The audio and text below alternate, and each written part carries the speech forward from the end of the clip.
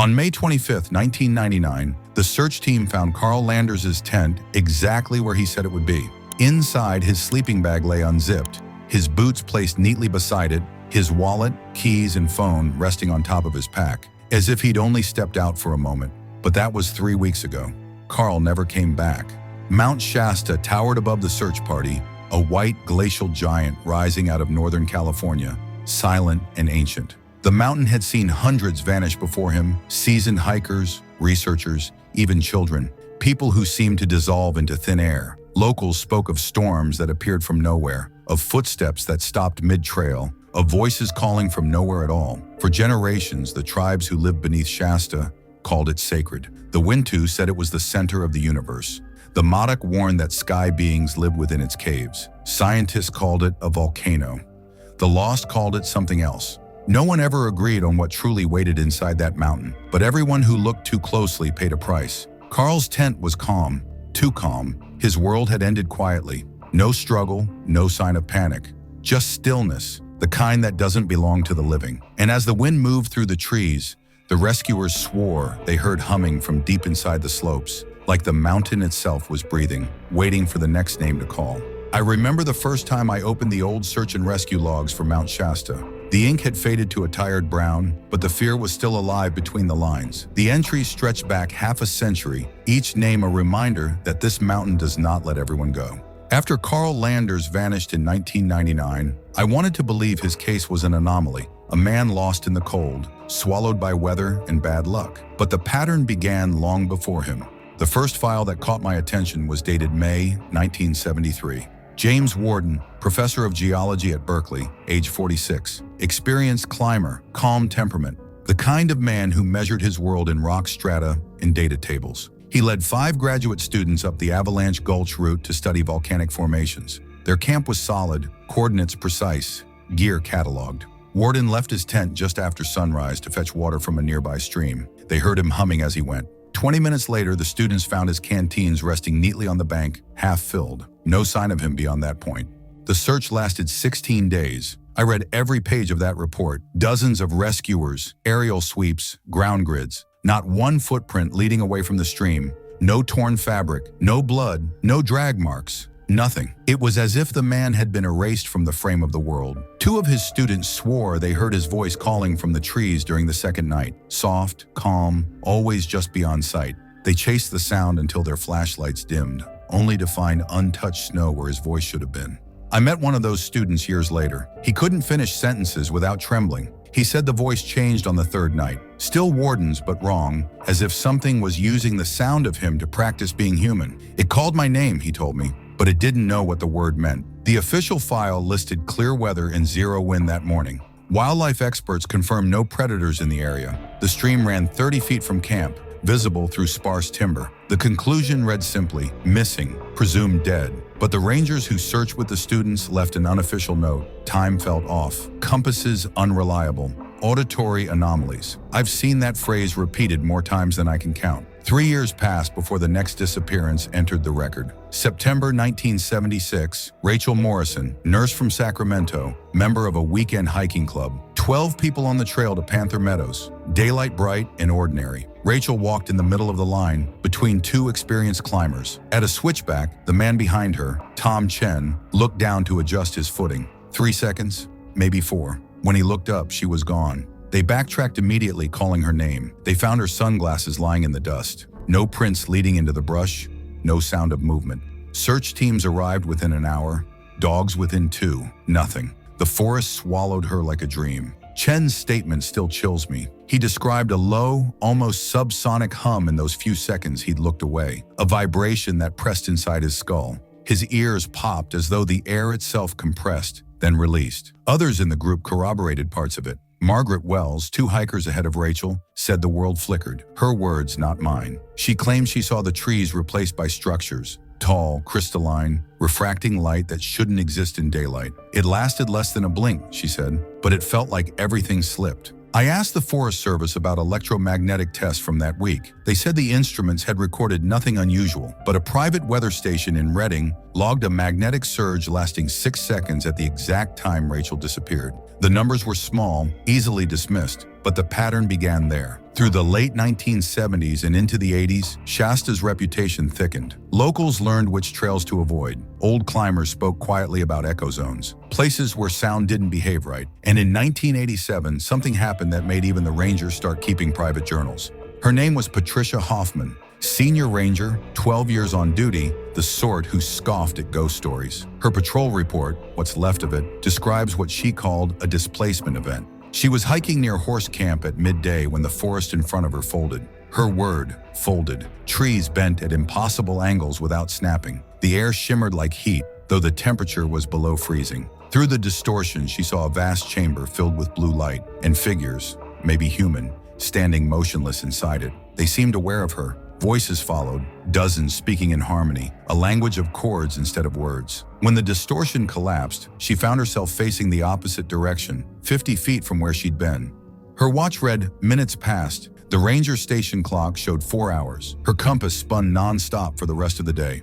I've read the debrief transcript. At one point she says, the forest wasn't replaced by something else. It became something else, like two realities trying to occupy the same space. The interviewer asked if she'd suffered hallucinations due to altitude or dehydration.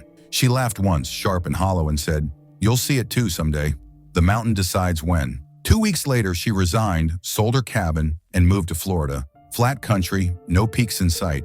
In a letter she mailed to a colleague before leaving, she wrote, "I can still hear the harmony when I close my eyes. It's not a song, it's a signal. I keep that line pinned to my wall. Every time I drive up Shasta's base roads, I think of her standing there, staring into a fold in the air, while the world rewrote itself around her." The official report labeled her account as psychological stress under field conditions. But the unofficial ranger logs, the ones they never meant the public to see, list her event as verified anomaly.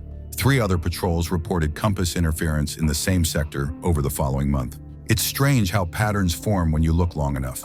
Warden vanishes near water, Morrison near crystal formations, Hoffman near magnetic interference, all in daylight, all within a radius of less than 6 miles. When I visited Avalanche Gulch last year, I carried a recorder, just to see. The forest was quiet at first, just wind, ice cracking on the ridges. Then, at 2:37 p.m., the device picked up a frequency too low for human hearing, the same hum Tom Chen described 40 years ago. Seconds later, the audio warped. The forest sound doubled, like reality replayed itself a heartbeat out of sync. People think legends make a place mysterious, but on Mount Shasta, it's the silence that does it, the sense that the world is holding its breath. When I left that day, I turned once to look back. The sunlight flickered against the snow, and for half a second I swear I saw movement behind the tree line. A figure standing exactly where James Warden had vanished. The light blinked and it was gone. Sometimes I tell myself it was just reflection. Sometimes I believe it, but not often. By the late 1980s, even the Rangers had stopped pretending everything on Mount Shasta could be explained. Officially, it was still all weather, exhaustion, bad judgment. Privately, they called it the fold. They said the mountain chose when to open and when to close. The next name on the list was a child, September 2nd, 1989. Tommy Brennan, 8 years old. His family gathered for Labor Day weekend at Sand Flat Campground. 43 relatives, tents lined up like a small city.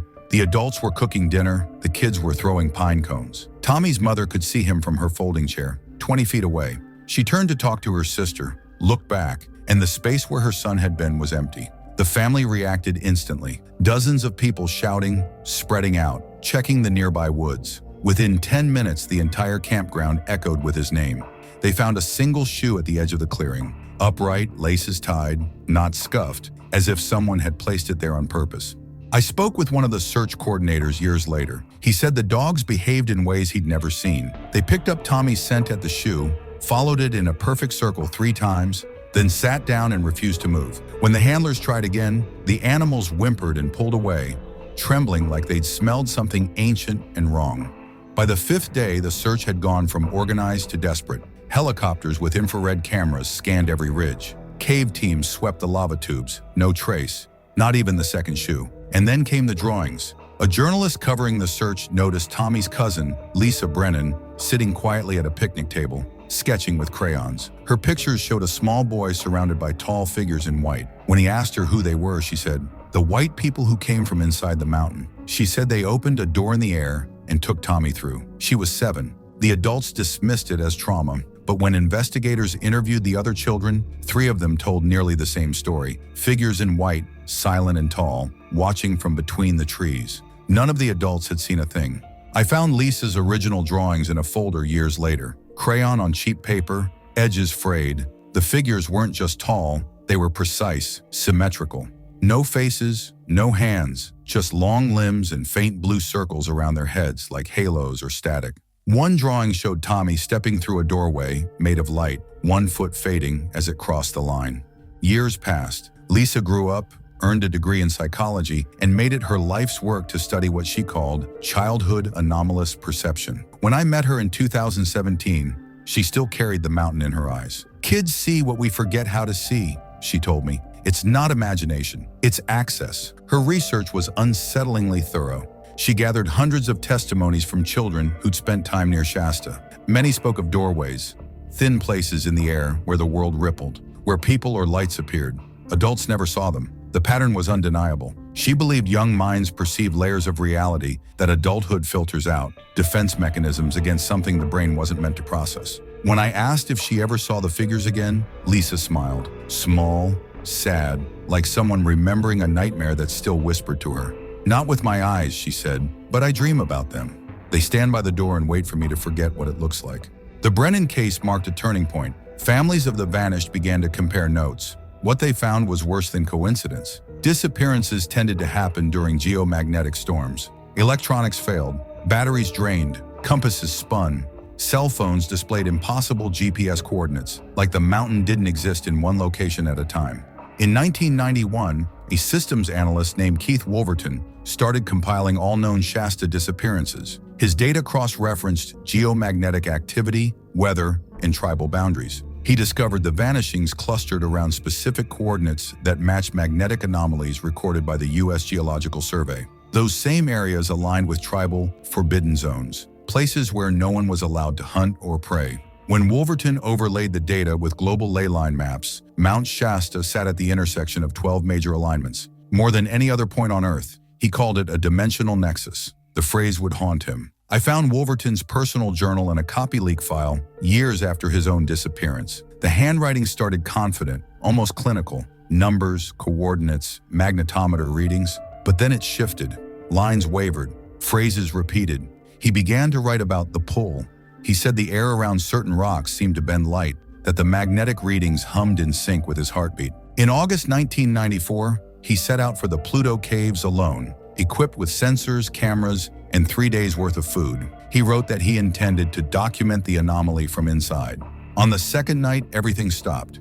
His instruments detected massive electromagnetic spikes. Radio static formed rhythmic pulses like coded speech. At 11:47 p.m., all his devices failed simultaneously. He described seeing a brilliant light between the trees, a doorway hovering 6 feet above the ground. Through it, a corridor stretched endlessly, walls of smooth black stone veined with silver light. He wrote that he felt a compulsion to step through. Instead, he retreated to his tent, shaking. His final entry read, "They're calling me back. I can hear them without sound. They say I can choose. Go with them or forget. I don't want to forget, but my memories are already fading.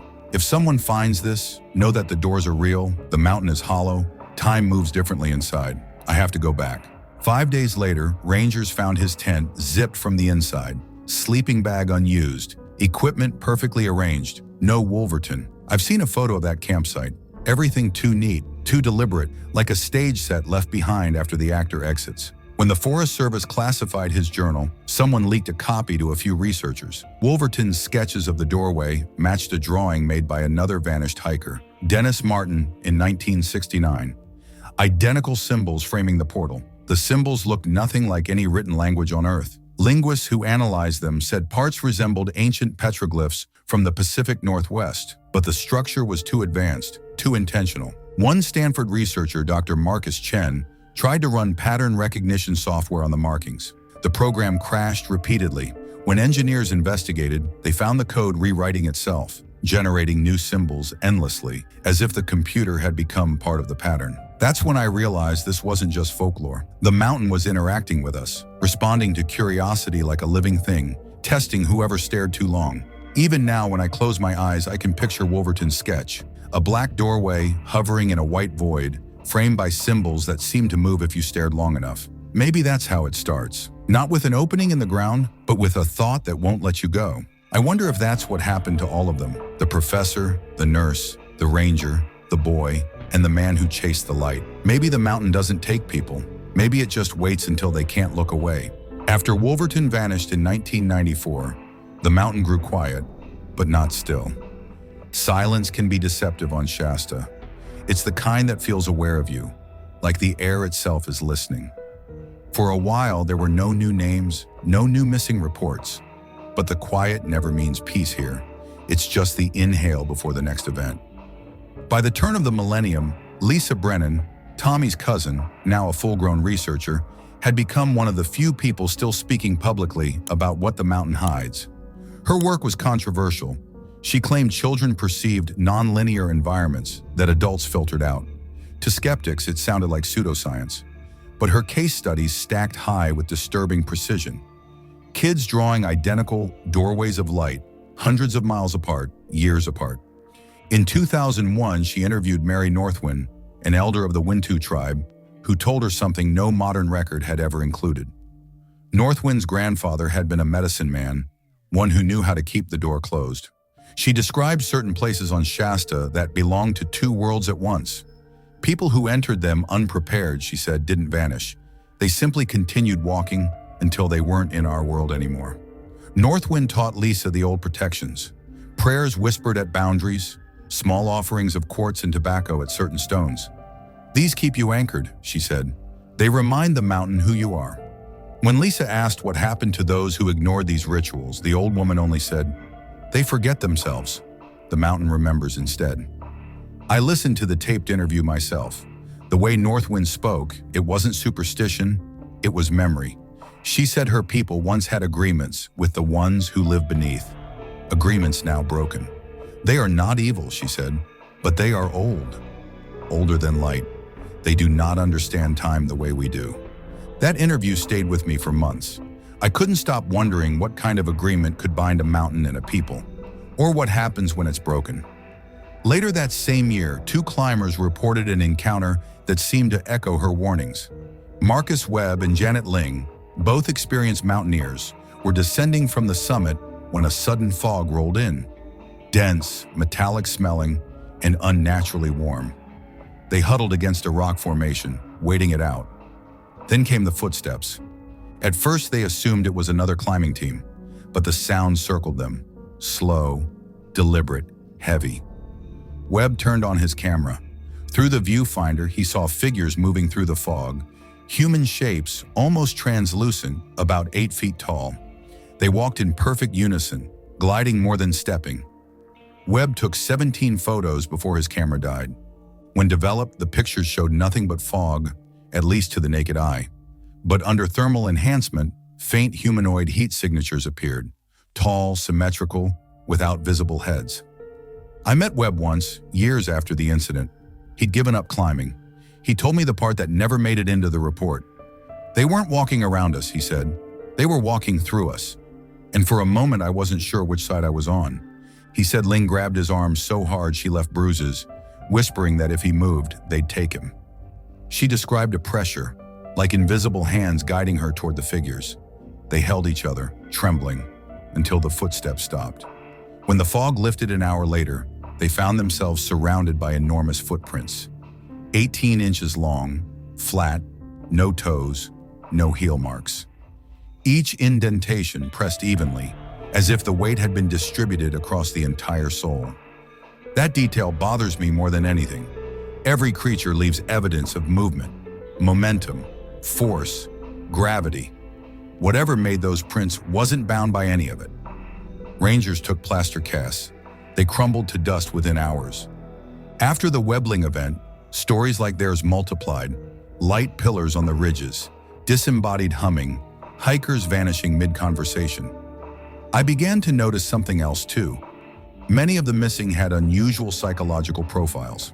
Creative, analytical, sensitive to electromagnetic fields. People who felt the world too strongly. And then came Robert Daniels. He was a software engineer from San Jose. Logical, measured exactly the type who dismissed talk of portals and parallel dimensions. In the spring of 2003, Daniels joined friends for a weekend at Bunny Flat. The weather was stable, visibility perfect. He went out for a short solo hike before dinner and didn't come back. For 3 days, search teams combed the area. Then just as suddenly as he disappeared, Daniels walked out of the forest 5 miles from his camp. Calm, quiet, uninjured. His friends cried when they saw him, but something in his face made them stop. He didn't remember anything. No hunger, no thirst. Medical exams showed no signs of exposure, no dehydration. His body temperature was normal, as if he'd spent the missing days indoors. But the real change came later. Within weeks, he began waking at night to write. Pages of equations, diagrams, and star charts for constellations no astronomer recognized. He spoke of downloads, of knowledge being given. He drew machinery with impossible geometry and wrote in languages linguists couldn't decode. Dr. Yuki Tanaka, a theoretical physicist from Caltech, reviewed his notes. She said some equations resembled quantum field theory, but twisted, evolved, suggesting a deeper understanding of space-time curvature. One formula described a process for folding space without exotic matter. Another outlined communication through entangled consciousness. 6 months later, he disappeared again. This time he left a note. "The door's open. They showed me what's coming. I have work to do on the other side." Security footage from his apartment showed him walking into the parking garage. He never came out. The car remained untouched. When I reviewed the footage frame by frame, I noticed something. On the exact frame where Daniels crossed beneath the garage light, there's a shimmer, like heat distortion, but it bends toward him, not away. The pixels warp. Then he's gone. That was the moment I stopped treating Mount Shasta like a location. It wasn't geography, it was behavior, a pattern of selection.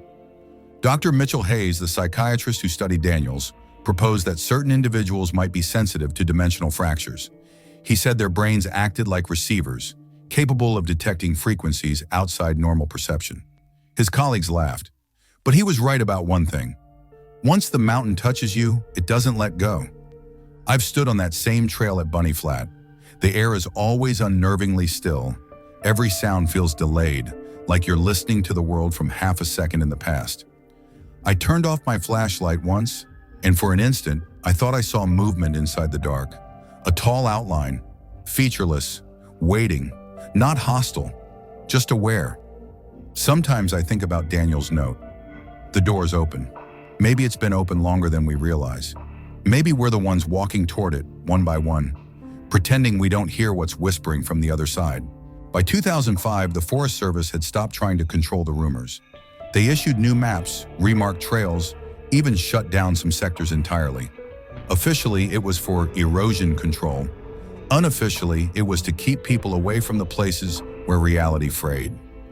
Dr. Mitchell Hayes continued his research after Robert Daniels vanished for the second and final time. He built a psychological profile database of every known Mount Shasta disappearance. 43 cases. He found patterns that refused to be coincidence. Nearly all the missing were bright, creative, intuitive people. Musicians, programmers, physicists, painters. 70% reported vivid dreams or déjà vu before disappearing. 60% had experienced missing time episodes. But what caught Hayes' attention most was biological. He found that every subject showed signs of heightened electromagnetic sensitivity. They suffered migraines near power lines, static discharges when touching metal, interference with radios and compasses. It was as if their bodies tuned into something the rest of us couldn't perceive. When I interviewed Hayes years later, his eyes had the faraway look of someone who'd seen too much and didn't sleep anymore. "It's not abduction," he told me quietly. "It's resonance. They vibrate with it until the mountain takes them back." He died in 2009, officially from a stroke. But the coroner's report noted a strange metallic residue on his fingertips and temples, like he'd been handling equipment that didn't exist in his home. That same year, a memo surfaced through a Freedom of Information request. It mentioned a Ranger Michael Thompson, stationed near Cascade Gulch, investigating a disappearance. His report was labeled restricted and eventually buried. I managed to find a partial transcript. Thompson described what he called a reality fracture, While sweeping the forest near the missing hiker's last known position, he saw the air in front of him split like glass under pressure. Through the cracks, he saw multiple versions of the same landscape. One green and alive, another crystalline, and a third, a vast mechanical sprawl stretching to the horizon. He claimed he heard his own voice coming from inside the fracture, pleading, "Don't come in." The event lasted 30 seconds. When it ended, his watch showed he'd lost 20 minutes. His body cam footage corrupted beyond recovery, static, interlaced with faint images of metal corridors and blue light. He went on psychiatric leave the next week and never returned to duty. I tracked him down in 2018, living in a small town near the Oregon border. He wouldn't let me record our conversation. All he said was, "They're building something under there. It's not ours." After he spoke, the lights in his trailer flickered 3 times and went out. We finished the talk in darkness. I didn't see fear in his face. I saw awe. The official explanation dismissed it as stress-induced hallucination, but in the ranger logs, those private entries they don't expect anyone to read, someone had written beside his name, "Verified anomaly. Reality distortion consistent with prior case 1987 Hoffman. History repeating itself." Then in 2012, the mountain gave us something solid. Data. Proof. At least for a moment. A geological team led by Dr. Rebecca Martinez used ground-penetrating radar to map subsurface formations. The results were unlike anything in the Cascade Range. Beneath Shasta's base, the scans revealed enormous cavern systems, not natural lava tubes, but structures. Perfectly smooth walls, symmetrical chambers, spiral formations descending more than a mile underground. When Martinez tried to submit her findings for peer review, her funding was cut. Her university revoked her credentials within weeks. She told a colleague, "The caves weren't carved, they were grown." The Forest Service seized her data and cited public safety to close the research zone. But Martinez leaked partial files online before disappearing from public life. I've seen the images. They don't look geological, they look architectural. One chamber, the largest, formed a near-perfect sphere, 100 meters wide. The interior reflected radar pulses in recursive loops, as if the signal was bouncing through time, not space. Shortly after her leak, Martinez's emails began showing signs of intrusion. Unknown logins, encrypted messages that looked like noise until slowed down. When decoded, they produced tones, harmonic frequencies identical to the humming recorded during previous disappearances. She told me once, in the only call she ever agreed to take, "It's not empty down there.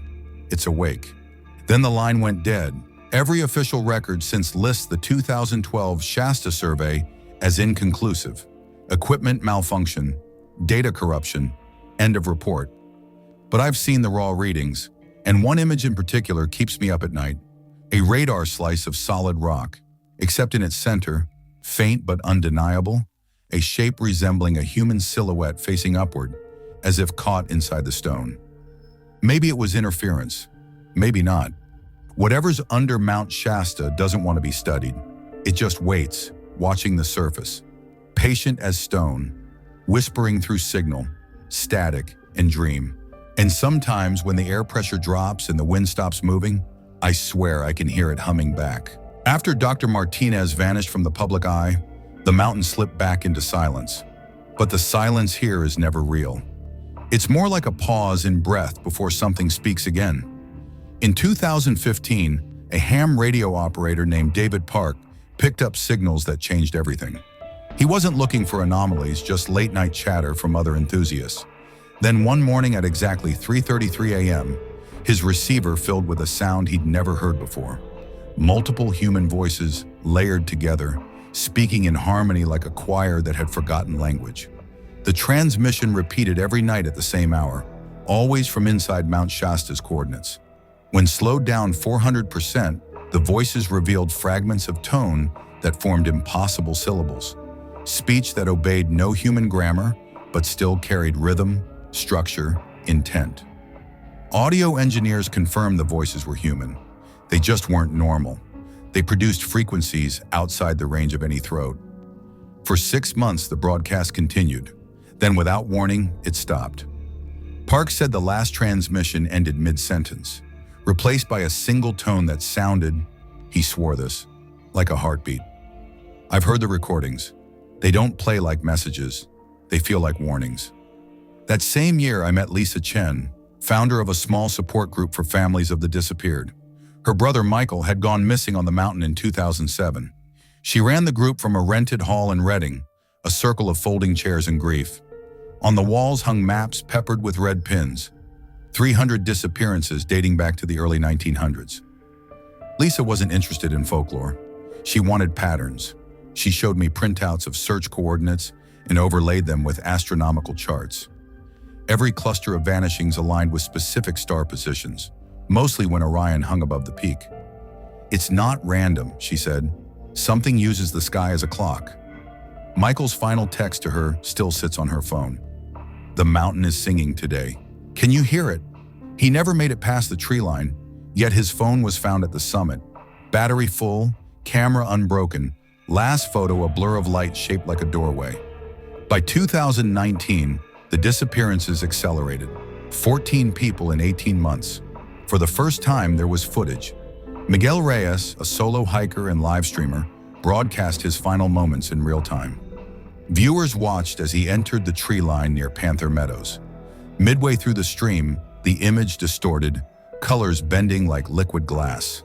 Behind him, the air shimmered, then split open.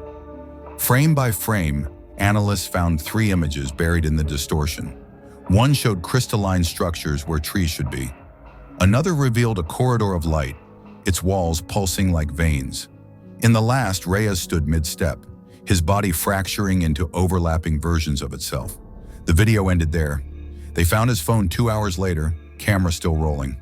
It recorded nothing but wind. A week later, I interviewed one of the investigators who reviewed the footage. He said the timestamp jumped backward twice, milliseconds erased and rewritten. "It's not a glitch," he whispered. "It's a time echo." Then came Anna Blackwood, July 2020, a meditation retreat leader. 20 witnesses saw her step between 2 cedar trees during a ceremony and never come out. They said the trunks bent inward as she walked, sealing the path like a mouth closing. Photographs from that moment show warped light between the trees, a ripple-like heat rising from pavement. One attendee, Dr. James Liu, a quantum physicist, described the event not as disappearance, but as macro-scale quantum tunneling. He said probability shifted. Blackwood's existence moved to another outcome, where the trees no longer blocked her path. He tried to publish the math. His peers laughed him out of the room, but I saw his notebook. The equations were clean, frighteningly precise. If he was right, Shasta wasn't supernatural. It was a machine running on physics we don't understand. That year, the disappearances spread farther down the slope. Daylight cases, witnesses, families camped at base reported voices at night, familiar ones, calling them from the forest. Some said they saw their missing loved ones standing among the trees, translucent, mouthing words no one could hear. During one interview, a man showed me a photo he'd taken of what he swore was his wife, lost since 2014. The figure was pale, almost luminous, her outline blurred like a mirage. Facial recognition software matched her identity with 98% certainty. The strange part? Her eyes were open, but the pupils reflected nothing. As a journalist, I try to hold to facts, but there's a moment out here where facts start to buckle under the weight of repetition. Different witnesses, same details. Different years, same sounds. I stood once at the clearing where Blackwood vanished. The trees are still there, ordinary as any other. Yet when I raised my phone to take a picture, the lens glitched. A bright vertical flare bisected the frame. In that brief flash, I saw what looked like a corridor made of light stretching into the dark, lined with faint shapes standing shoulder to shoulder. Too still, too symmetrical. I blinked. It was gone. Sometimes when I review that photo late at night, the flare seems to move. It's faint, but I swear the shapes inside the light are closer than before. The year 2021 brought a case that rattled even the most hardened search teams. The Morrison family, 2 parents, 2 young children, vanished overnight from their campsite near Bunny Flat. The tent was still zipped from the inside, sleeping bags still warm, flashlights untouched. No signs of struggle, no footprints leaving the site. It looked less like they'd fled and more like they'd evaporated. Investigators found a small sketchbook in the tent's corner, half buried under the children's clothes. It belonged to the youngest daughter, age 6. Page after page showed crude drawings of doors, lights, and tall white figures. But as the book went on, the art changed. Lines cleaner, perspective sharper. On the last pages, the family stood inside what looked like a huge room filled with floating shapes, staircases that led nowhere, and thousands of tiny human figures climbing the walls. The final drawing was different. The girl was alone. The others were already walking through a doorway of light, leaving her behind. In the bottom corner, she'd written, in uneven letters, "I'm still dreaming." Search teams used new experimental quantum field sensors designed to detect distortions in local spacetime. The readings around the Morrison campsite were impossible, fluctuations in probability, as if reality itself was flickering. The lead investigator, Dr. Patricia Kumar, logged data that suggested short-lived wormholes forming in the soil beneath the site. When she presented her findings, her own equipment began to fail. Kumar's report, what survived of it, mentions shared hallucinations among her team. Members claimed to see doorways opening in empty air, flashes of color moving like liquid through fog. 2 of them heard voices calling their names from deep inside the mountain.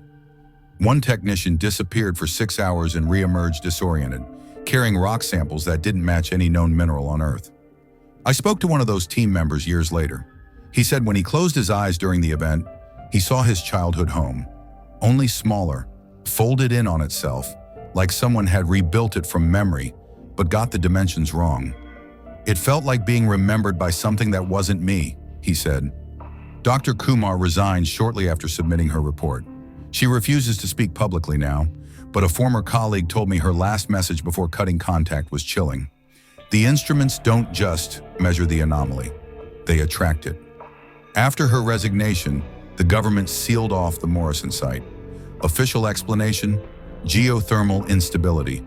But the thermal scans they released show no heat sources, just a cold spot shaped roughly like a doorway. In the summer of 2022, the tribes returned.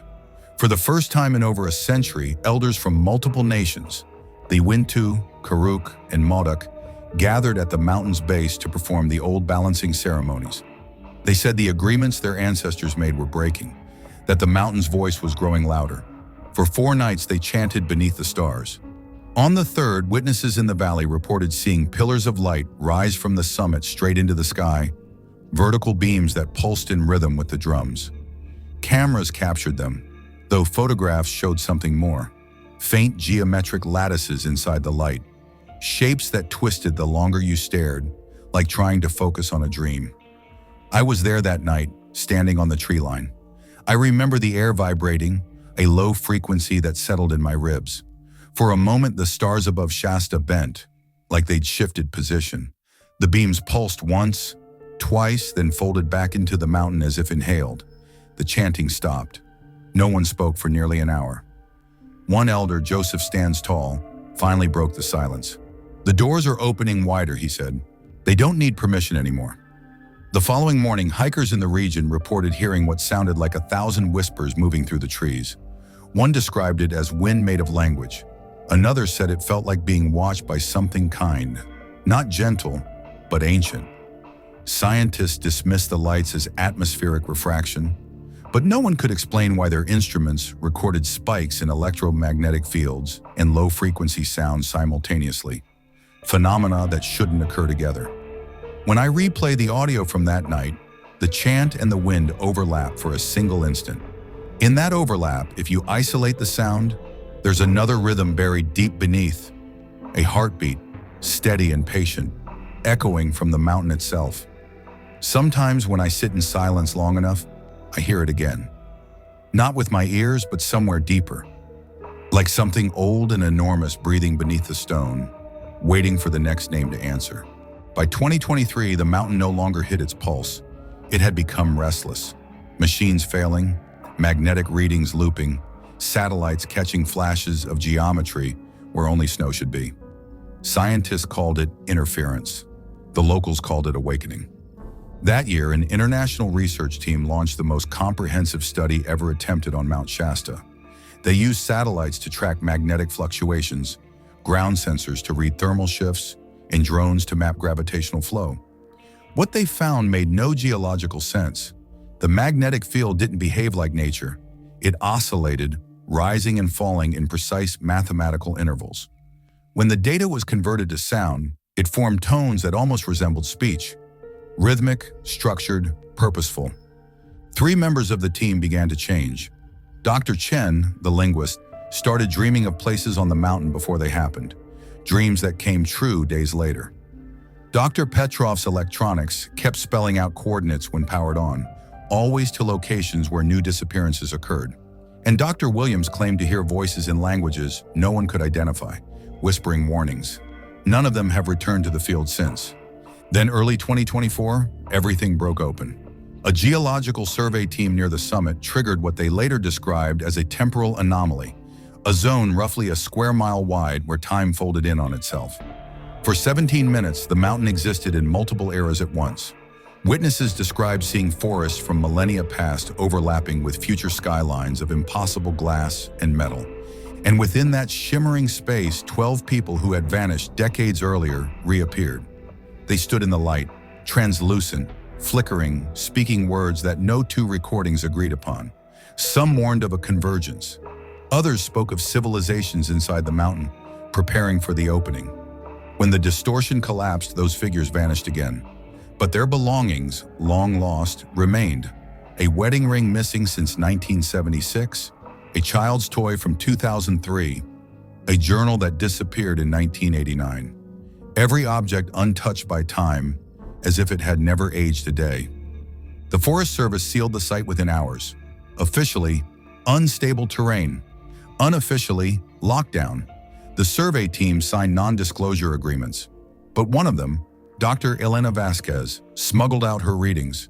Her data showed the fundamental constants of physics fluctuating, gravity pulsing, the speed of light changing, time flowing forward and backward simultaneously. She told a colleague, "The mountain isn't a location, it's an engine." That phrase haunted me. Even after all these years, Carl Landers' camp still stands where it was found. His family maintains it like a shrine. Boots, sleeping bag, his initials burned into a log. And yet hikers still report seeing him, always at dusk, always near the same slope. One group claimed he smiled before walking straight into a tree and dissolving like smoke. They found footprints that ended at the roots. His sister, Maria, keeps vigil there. She records strange things, shadows moving against the light, whispers that answer when she speaks her brother's name, frost that forms in perfect circles around her tent. Once she caught a voice on tape. It wasn't words, just a breath followed by faint laughter. Maria believes Carl is still there, between worlds, as she says, trying to come home. She's not alone. Across the mountain, families of the missing still gather, building fires under the stars, waiting for faces that never age. Some share photographs of shimmering silhouettes caught on camera, images that facial recognition software matches to people who disappeared decades ago. In recent months, the activity has grown bolder. People vanish in daylight, in groups, under clear skies. Some reappear minutes later, speaking languages that defy translation, then fade before help can reach them. It's as if the barrier between here and there is thinning, wearing away like ice under constant touch. I spoke to Dr. Stephen Martinez, a geologist who once dismissed the stories. Not anymore. During a 2024 search, his team found a missing hiker's equipment arranged in a perfect spiral. At the center lay the man's journal, open to a blank page. As Martinez watched, handwriting appeared, forming a message in real time. "Still here. Can't find the door back. Time moves wrong. Tell Sarah I'm trying." The ink was fresh. Analysis confirmed it matched the hiker's own handwriting. Within hours, it faded to nothing. Every explanation, the rational ones, the absurd ones, breaks against the same wall. The mountain doesn't just erase people, it edits them. Like reality is clay, and Shasta has the hands of a sculptor older than human thought. Some say the government's been watching since the 1950s, trying to weaponize the phenomenon. Others whisper that the doors are ancient technology, maybe not of this world at all. I don't know which story terrifies me more, that we're being invaded or that the invader has been the Earth itself all along. Each dawn, Mount Shasta glows blood orange against the snow. Beautiful, indifferent. It stands like a cathedral built by silence, its secrets humming beneath the ice. Maybe one day we'll understand what it wants, or maybe that's the trap, to keep us climbing, listening, staring too long into the light. Whatever it is, it's still calling. And one day soon, when the doors open wide enough, I think the mountain's going to answer back. Some mysteries don't want to be solved. Mount Shasta isn't just a mountain, it's a message written in stone, waiting for those willing to listen. Every missing person, every light in the fog, every voice that shouldn't exist, they're all part of something bigger, something waking beneath the ice. If you felt it too, if you've seen something you can't explain, tell your story below. Because maybe the only way to understand the mountain is to share what it shows us. Subscribe for more true dark encounters where reality thins and the impossible steps through. And remember, some doors once opened don't close.